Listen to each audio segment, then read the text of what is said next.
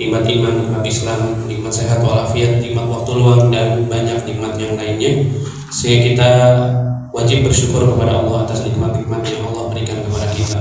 Salam serta salam semoga selalu tercurah dan terlimpah pada Nabi kita, Nabi Muhammad SAW, serta para sahabatnya, keluarganya, dan orang-orang yang senantiasa mengikuti langkah sunnahnya hingga akhir zaman.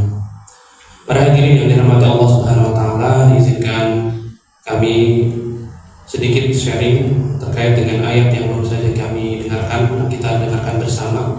Itu adalah surat Luqman, yaitu di surat ke-33. Ini berada di juz 21. Potongan ayat-ayatnya ini kita akan coba sama-sama pelajari dan tadabburi, dan kita ambil pelajaran bagi kita. Baik, berarti dirahmati Allah Subhanahu Wa Taala.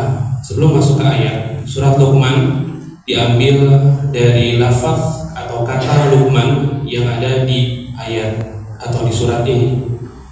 Kenapa nama Luqman dijadikan nama surat? Siapa atau apa Luqman ini? Luqman ini adalah seorang tokoh yang diabadikan oleh Allah Subhanahu Wa Taala dalam Al-Quran untuk menjadi pelajaran bagi kita semua sebagai orang-orang yang menjadikan Al-Quran sebagai pedoman hidup kita. Dan sosok Luqman ini adalah, kalau dijelaskan dalam kitab-kitab tafsir, tentu cukup detail penjelasannya. Namun di kesempatan kali ini tidak banyak yang kami sampaikan. Intinya beliau adalah orang biasa saja, bukan seorang nabi, bukan seorang bangsawan, bukan seorang raja, bukan orang yang terpandang. Tapi Allah Subhanahu Wa Taala menganugerahi kepadanya satu sifat, yaitu adalah Al-Hakim. Maka kalau kita suka dengar nama Luqmanul Hakim, kata Al-Hakim ini sebenarnya adalah gelar bagi nama tersebut. Al-Hakim artinya adalah bijak, kurang lebih. Karena padanannya cukup sulit dicari dalam bahasa Indonesia, tapi dalam literatur dan juga terjemahan kita bisa sampaikan makna dari Al-Hakim adalah bijak, bijaksana. Jadi bukan hanya cerdas dan memiliki kualitas keilmuan, tetapi juga bijaksana dalam keilmuan yang dia miliki. Nah, kenapa bisa dikatakan bijak? Karena apa-apa yang dikeluarkan dari mulutnya, apa-apa yang dikeluarkan dari nasihat-nasihatnya, kata-katanya ini mengandung pelajaran yang sangat berharga. Baik, maka dari itu Allah Subhanahu Wa Taala mengabadikan nasihat-nasihat Luqmanul Hakim kepada anaknya. Dan ini bisa menjadi sebagai pedoman bagi kita sebagai orang tua yang tentunya kita sudah banyak ya, menemukan teori-teori parenting yang bisa kita dapatkan di zaman informasi yang sangat luas ini, bisa kita dapatkan kapanpun dan dimanapun dan bentuk apapun. Tapi ternyata dalam literatur Islam kita temukan bahwa adanya pola asuh yang sangat kompleks atau sistem parenting yang sangat komplit dan komprehensif ya, yang disampaikan oleh Allah Subhanahu Wa Taala dalam surat Luqman ini. Setidaknya ada 3 pilar utama dalam nasihat-nasihat Luqman ini. Namun ini potongan-potongan ayatnya tidak semuanya disampaikan ya. Bapak Ibu sekalian, silahkan bisa melihat detail ayat-ayatnya. Sebenarnya tadi ayatnya cukup masih ada lagi lanjutannya, bahkan sebelumnya ada lagi. Bisa disimpulkan ada sekitar 10 nasihat diringkas menjadi 3 pilar. Pilar yang pertama adalah pilar tauhid. Kemudian pilar yang kedua adalah pilar ibadah dan muamalah, dan yang ketiga adalah pilar kecerdasan sosial. Kita mulai dari yang pertama, jadi yaitu di ayat wa idh qala Luqman libnihi. Ini adalah cerita Allah Subhanahu Wa Taala mengabadikan di mana Luqman ini mengatakan kepada anaknya, ya bunayya la tusyrik billah, wahai anakku. Dalam bahasa Arab ya bunayya ini dalam ilmu linguistik memiliki arti yang cukup dalam. Mungkin kalau diterjemahkan ke dalam bahasa kita, ini adalah panggilan tersayang bagi anak-anak kita. Mungkin anakku tercinta, anakku sayang, atau mungkin bapak, ibu, dan ayah bunda juga memiliki panggilan sayang tersendiri kepada anak-anaknya. Ini adalah satu contoh yang sangat penting bagi kita untuk memanggil anak-anak kita dengan kasih sayang. Ya bunayya, wahai anakku tercinta, atau kakak, atau adik, atau apapun namanya yang dipanggilkan oleh kita. Sebelum kita memberikan nasihat, Sebelum kita menginginkan anak kita mengikuti apa yang kita inginkan, maka panggil dengan penuh kehangatan dan kecintaan. La tusyrik billah, janganlah melakukan kesyirikan, karena sesungguhnya syirik itu adalah kezaliman yang sangat besar. Ini pilar tauhid yang sangat penting yang harus ditanamkan kepada anak-anak kita, yaitu adalah bertauhid kepada Allah Subhanahu wa taala. Mari kita lihat di sini juga ada penjelasannya, alasan logis kenapa kita mau memerintahkan kepada anak kita atau melarang anak kita. Perlu ada namanya alasan yang cukup logis.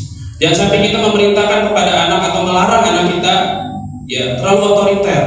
Pokoknya jangan begini, mama bilang pokoknya jangan begini, ayah bilang pokoknya harus begitu. Nah, ini adalah sistem parenting yang otoriter. Lihat bagaimana Islam mengajarkan, menyampaikan alasan yang logis. Kenapa kita tidak boleh syirik? Inna syirka la dzulmun adzim, karena sesungguhnya syirik adalah kezaliman yang sangat besar. Zalim itu adalah menempatkan sesuatu bukan pada tempatnya. Sehingga kalau kita menempatkan hierarki tertinggi, yaitu Rabbul Alamin, Allah Subhanahu wa taala, di tempat yang tidak semestinya, maka ini merupakan kezaliman yang sangat besar. Kalau seorang sudah tidak bisa menempatkan Allah Subhanahu wa taala sebagai Rabb-nya, maka bagaimana dia bisa menempatkan hal-hal yang lainnya? Baik, selanjutnya setelah kita menanamkan nilai-nilai tauhid, maka pilar yang kedua adalah pilar ibadah dan muamalah, hubungan. Hubungan yang paling pertama kali disebutkan dalam ayat ini adalah bagaimana kita berhubungan yang baik dengan kedua orang tua kita.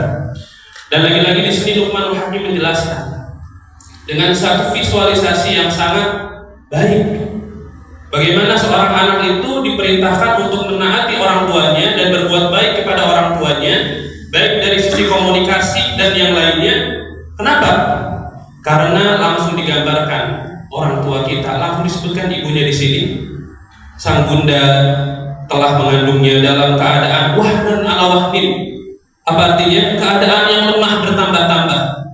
Ibu-ibu sekalian, bunda sekalian pasti merasakan bagaimana beratnya hamil. Ya. Maka di situ ada kelelahan dari bulan pertama, bulan kedua dan seterusnya. Keletihan yang bertambah-tambah itu digambarkan oleh sosok Luqman ini kepada anandanya supaya mengerti bagaimana perjuangan orang tua dalam membesarkan anaknya dari sejak di kandungan. Kemudian selanjutnya menyampingnya dalam usia 2 tahun setelah lahir langsung diberikan ASI yang terbaik. Ini pun perlu kelelahan pastinya. Ada kelelahan di sana. Maka dari itu bersyukurlah kepada aku dan kepada orang tuamu. Hanya kepada akulah kembali. Perintah kita untuk bersyukur. Kemudian selanjutnya ketika orang tua itu dan anak kadang suka ada konflik ya. Kita suka merasakan perbedaan pendapat antara kita dan anak kita sendiri. Maka di sini bagaimana Islam memberikan arahannya atau ayat ini memberikan ayatnya. Wa in jahadaka 'ala an tusyrika bima laysa laka bihi 'ilm. Ini perdebatan atau perselisihan yang sangat besar. Tidak ada perselisihan antara orang tua dan anak yang lebih besar daripada kesyirikan ini. Kalau perbedaan pendapat antara mau makan yang ini atau mau makan yang itu, pakai baju yang ini atau yang itu, ini perdebatan biasa ya, perdebatan kecil gitu. Tapi kalau syirik ini luar biasa. Ini pun kata Allah Subhanahu wa taala melalui nasihat Luqman itu digambarkan kita itu tetap harus apa? Harus mempergauli mereka dengan yang baik walaupun berbeda pendapat. Nah, ini harus kita ajarkan kepada anak-anak kita untuk berkomunikasi dengan kita sebagai ayah bundanya. Ya, kalau ada perbedaan pendapat, ya sampaikan dengan cara yang baik. Gitu. Baik, selanjutnya banyak sekali sebenarnya pelajaran yang bisa diambil. Lagi-lagi Luqman Hakim memanggil dengan kata ya bunaya. Kita masuk berikutnya masih di pilar yang sama, yaitu pilar ibadah dan muamalah. Barulah setelah itu ya Luqman menjelaskan tentang satu konsep muraqabatullah. Setiap apapun yang ada di dunia ini yang kamu lakukan, walaupun seberat biji sawi dalam batu, di langit, di bumi, niscaya Allah akan menghadirkannya. Karena Allah itu maha lembut dan maha teliti, sangat teliti sekali dalam menghisab kita. Semua apa yang dilakukan engkau wahai anakku akan dimintai pertanggungjawaban. Walaupun orang tidak tahu, apapun yang kamu lakukan, baik itu perbuatan yang solih maupun yang buruk, akan datang. Jadi Allah pasti akan membalasnya. Ini konsep muraqabatullah yang harus sangat ditanamkan sejak dini bahwasanya kita akan diawasi oleh Allah Subhanahu wa taala 24 jam. Tidak ada satu amalan pun yang terluput dari hisab Allah Subhanahu wa taala. Baru setelah itu masuk ke nasihat berikutnya. Lihat lagi di depan, kita lihat dimulai lagi dengan lafaz ya bunayya. Berapa kali kata ya bunayya disebutkan dalam ayat ini? Cukup banyak. Setiap nasihat, anakku tercinta, anakku tersayang, ini panggilan memberikan kehangatan kepada mereka.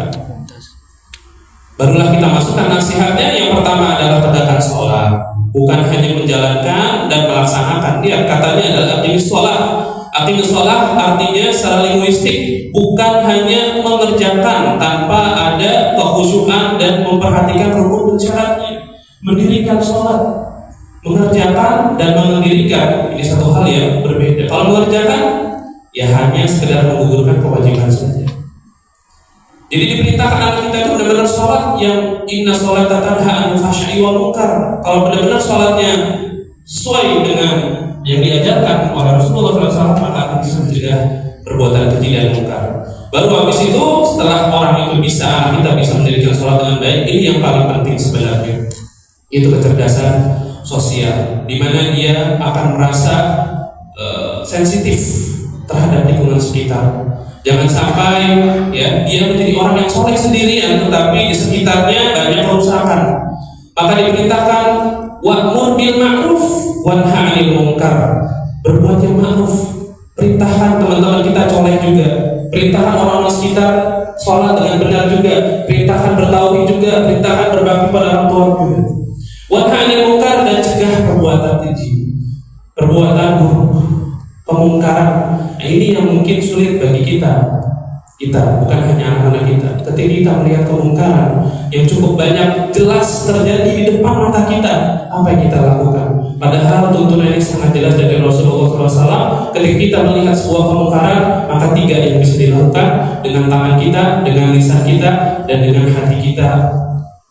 Tidak ridho terhadap kemungkaran tersebut. Wadzalika ad'aful iman, dan itu adalah selemah-lemahnya keimanan. Kita coba untuk mendidik anak-anak kita untuk peduli terhadap sosial, peduli terhadap sekitar. Ketika temannya melakukan sebuah kemungkaran, kadang-kadang sekarang itu kita temukan kalau teman-temannya suka ngadu, dibilangnya suka cepu, dan akhirnya dijauhin. Nah, maka dari itu Luqman pun melanjutkan, ya, wasbir ala ma asabak. Emang yang namanya sholat, memerintah kepada ma'ruf, mencegah dari yang mungkar, ini resikonya sangat, tadi bisa dimusuhin, bisa dijauhin, bisa nggak punya teman. Maka dari itu wasbir, sabar terhadap resiko tersebut.